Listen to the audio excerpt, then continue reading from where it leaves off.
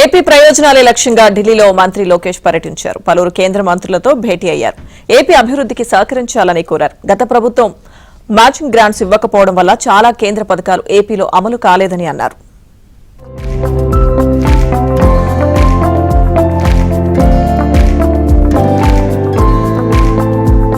రాష్ట్ర అభివృద్ధి లక్ష్యంగా మంత్రి లోకేష్ ఢిల్లీ పర్యటనలో బిజీగా గడుపుతున్నారు. కేంద్ర మంత్రి రాజ్నాథ్ సింగ్ తో భేటీ అయిన మంత్రి లోకేష్ కూటమి ప్రభుత్వంలో జరుగుతున్న అభివృద్ధిని వివరించారు.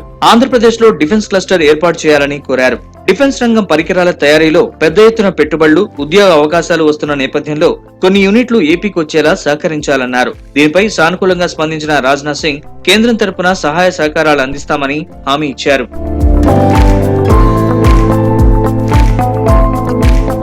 అనంతరం కేంద్ర విద్యాశాఖ మంత్రి ధర్మేంద్ర ప్రధాన్ ను ఆయన నివాసంలో మర్యాదపూర్వకంగా కలుసుకున్నారు.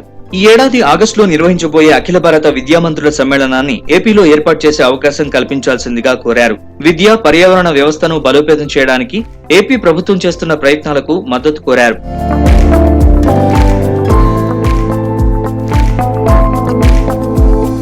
ఆంధ్రప్రదేశ్ లో ఉన్నత విద్య అభివృద్ధికి పూర్వోదయ పథకం కింద పెద్ద ఎత్తున సాయం కోరారు. యూనివర్సిటీలో మౌలిక సదుపాయాల అభివృద్ధికి 3,229 కోట్లు, రాష్ట్రంలో 37 ప్రభుత్వ కళాశాలల భవనాల నిర్మాణానికి 555 కోట్లు, ఇప్పటికే పనిచేస్తున్న డిగ్రీ కళాశాలల్లో క్లాస్ రూమ్స్, ల్యాబొరేటరీలు, లైబ్రరీ ఇన్ఫ్రాస్ట్రక్చర్ అభివృద్ధికి 330 కోట్లు మంజూరు చేయాలన్నారు.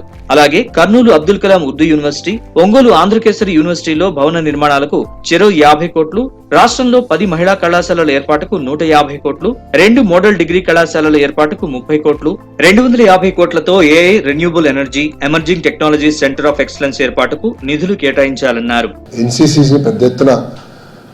ఆంధ్ర రాష్ట్రం ప్రోత్సహించాలని మన ప్రభుత్వం నిర్ణయం తీసుకుందని నేను తెలియజేశాను. దాంట్లో భాగంగా ఒక డైరెక్టరేట్ ఆంధ్ర రాష్ట్రానికి ఏర్పాటు చేయాలి, ఫ్లయింగ్ స్క్వాడ్స్ అని కూడా చేయాలని నేను గౌరవ మంత్రి గారిని కోరాను. దానికి అనుకూలంగా ఆయన స్పందించారు. అంతేకాకుండా డిఫెన్స్ మ్యానుఫ్యాక్చరింగ్లో పెద్ద ఎత్తున ఆంధ్ర రాష్ట్రాన్ని ప్రోత్సహించమని ఒకటి కోరాను. కావాల్సిన ఎకో సిస్టమ్ అనుకుంది. ఆల్రెడీ అనేక డిఫెన్స్ పరిశ్రమలకి మనం భూములు కూడా అనంతపూర్ జిల్లాలో కేటాయిస్తాం జరిగింది. రాబోయే సంవత్సరాలు ఎలొకేషన్స్ ఆంధ్ర రాష్ట్రానికి పెంచమని కోరాను.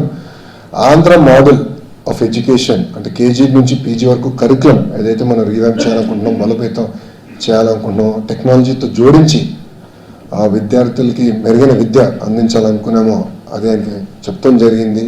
మరోవైపు కేంద్ర భారీ పరిశ్రమల మంత్రి హెచ్డి కుమారస్వామిని మంత్రి నారా లోకేష్ మర్యాదపూర్వకంగా కలుసుకున్నారు. అక్కడే ఉన్న మాజీ ప్రధాని దేవగౌడను కలిసి ఆయన ఆశీస్సులు తీసుకున్నారు. ఆయన ఆరోగ్య పరిస్థితుల్ని అడిగి తెలుసుకున్నారు. విశాఖ స్టీల్ ప్లాంట్ పునరుజ్జీవనానికి 12,000 కోట్ల రూపాయలు నిధులు విడుదల చేసినందుకు కుమారస్వామికి లోకేష్ కృతజ్ఞతలు తెలిపారు. అనకాపల్లి వద్ద ప్రైవేట్ రంగంలో ఏర్పాటు కానున్న ఆర్సెలర్ మెటల్, నిప్పాన్ స్టీల్స్ ఉక్కు పరిశ్రమ వల్ల ఏపీ యువతకు పెద్ద ఎత్తున ఉద్యోగావకాశాలు లభిస్తాయని, ఈ పరిశ్రమ ఏర్పాటుకు కేంద్రం తరపున అవసరమైన అనుమతులను త్వరితగతిన మంజూరు చేయాలని కోరారు.